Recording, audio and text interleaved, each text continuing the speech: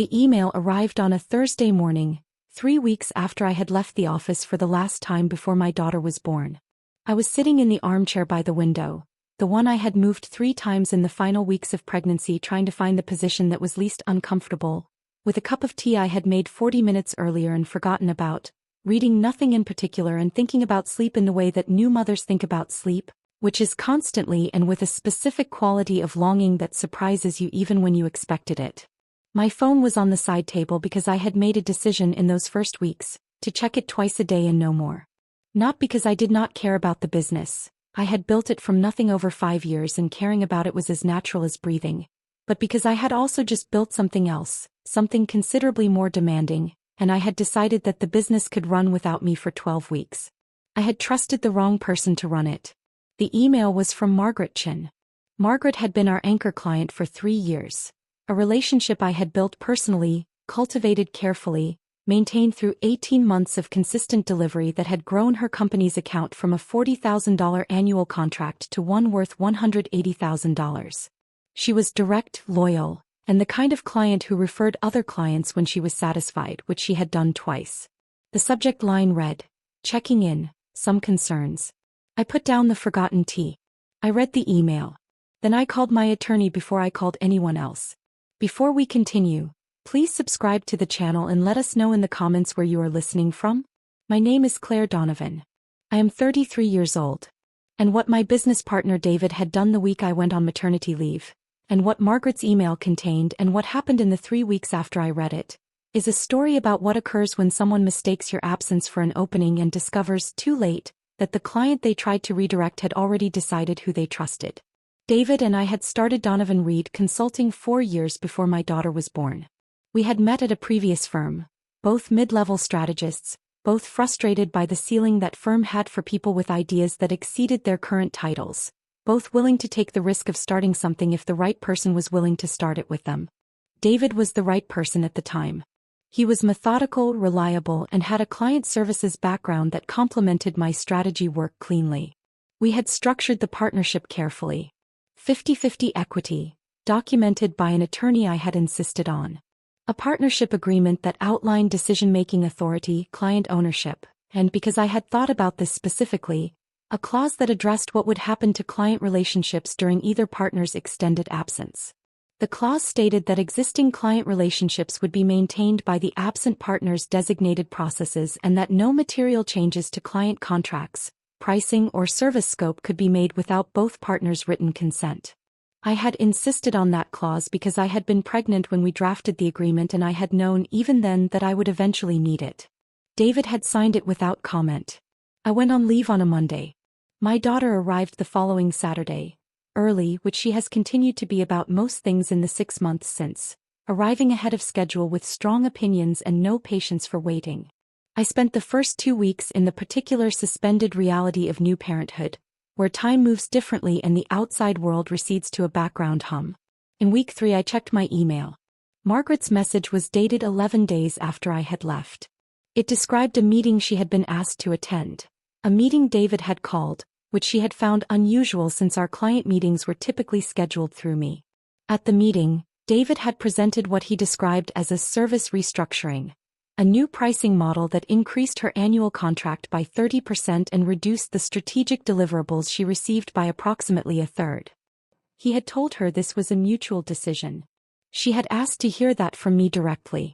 He had told her I was unavailable. She had waited 11 days before emailing me herself, which she said she hoped was not overstepping, and which told me everything I needed to know about the kind of client Margaret Chin was and the kind of partner David Reed had turned out to be. I read the email twice. Then I put my daughter in the bouncy seat she had just started tolerating and I called Patricia Wells, my attorney, the same one who had drafted the partnership agreement, from the armchair by the window. Patricia asked 4 questions. I answered all of them. Then she said, "He violated the partnership agreement. A material change to a client contract without your written consent is a clear breach." He told her it was a mutual decision, I said. "That's a misrepresentation to a client," Patricia said. "That's a second issue." I asked what she recommended. She said 2 things needed to happen immediately. First, I needed to respond to Margaret directly, personally, clearly, today, to correct the misrepresentation and stabilize the relationship. Second, she would send David a formal notice of breach, citing the specific clause and requiring him to provide all documentation of the client meeting and any communications with Margaret's account in the previous 3 weeks. I said yes to both. I wrote Margaret's email first. It took me 40 minutes, longer than I usually take because I was writing it from an armchair with a sleeping newborn on my chest and because it needed to be exactly right. I told her the restructuring had not been a mutual decision. I told her I had not been consulted. I told her the original terms of her contract remained in effect and that I was personally committed to ensuring that continuity. I told her I was sorry she had been given inaccurate information and that I would call her at her convenience to discuss directly. I sent it. Then I fed my daughter. Then I waited. Margaret called the following morning at 9 a.m. She said she was glad I had responded. She said she had suspected the meeting had not been what David represented it as, because in 3 years of working with our firm I had never made a change to her account without discussing it with her first. She said she had given it 11 days before reaching out because she had wanted to give me time and had not wanted to create a problem if one did not exist. I told her a problem existed but that it was not hers to manage. She said she appreciated that. She said she wanted to continue working with me specifically, not the firm in the abstract but me, and asked what that looked like going forward. I told her I would have a clear answer for her within 2 weeks. Patricia's breach notice went to David that afternoon. He called me 4 hours later. He was not apologetic initially. He was the version of a business partner who has been caught doing something he knew was wrong and has decided that justification is more comfortable than accountability. He said he had been trying to protect the business. He said the new pricing was necessary for sustainability. He said he had not thought it required my sign-off because I was on leave and unavailable. I let him finish. Then I said, David, the partnership agreement specifically addresses client contract changes during a partner's absence. You signed it. You made a material change without my consent and told our most valuable client it was a mutual decision. Both of those things are documented. He said we could talk about it. I said we would, through our attorneys. The negotiation took 6 weeks. I want to be honest about that because 6 weeks postpartum is not when you want to be in a business dispute, and there were days when I would have accepted less than I was entitled to simply to have it resolved. Patricia held the line on those days with the patience of someone who understood both the legal position and the personal cost of the process. The outcome was this. David bought out my equity stake at a valuation determined by an independent assessor. The valuation was based on the full client portfolio, including Margaret's account, which was assessed at its original contract value, not the revised one David had attempted to impose.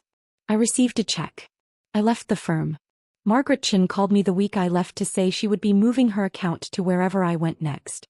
She said she had worked with me for 3 years and had no intention of stopping because of an address change. I started my own practice 6 weeks later.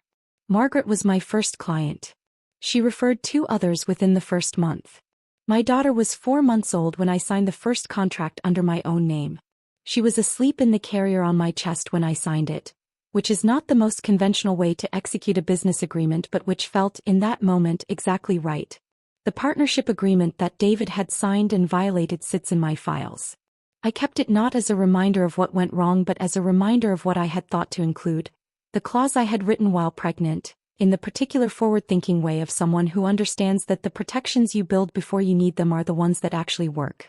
My daughter continues to arrive ahead of schedule. He gets that from me.